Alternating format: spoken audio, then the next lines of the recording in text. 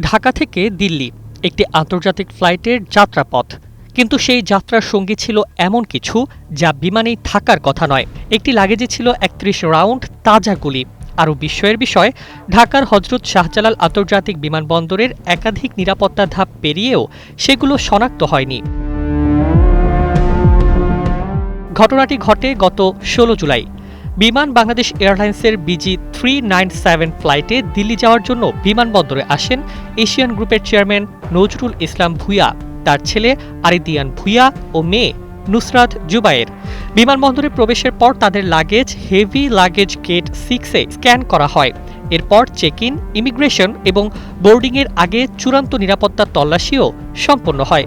কিন্তু কোনো পর্যায়ে ধরা পড়েনি গুলি ভর্তি ব্যাগটি। নিরাপদে সেটি পৌঁছে যায় দিল্লি। এভাবেই কোটি কোটি মানুষের ঘরে দেশ জুড়ে ফ্রিজ একটাই, ওয়ালটন। ঢাকায় যা চোখ এড়িয়ে গেল, দিল্লিতে সেটি হয়ে উঠল বড় নিরাপত্তা সংকেত। দিল্লি বিমানবন্দরের স্ক্যানারে ধরা পড়ে ৩১ রাউন্ড গোলাবারুদ। খবর পৌঁছে যায় শাহজালাল বিমানবন্দর কর্তৃপক্ষের কাছে।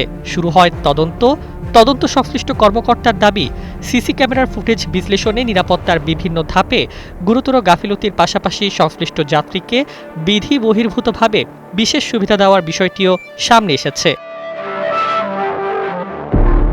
বেসামরিক বিমান চলাচল কর্তৃপক্ষের এক ঊর্ধ্বতন কর্মকর্তার ভাষ্য, এটি কোনো একক কর্মীর ব্যর্থতা নয়, বরং পুরো নিরাপত্তা ব্যবস্থার কার্যকারিতা নিয়েই প্রশ্ন তুলেছে।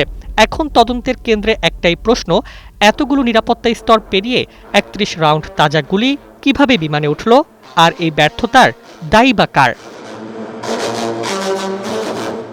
Desk report, Bangladesh bulletin.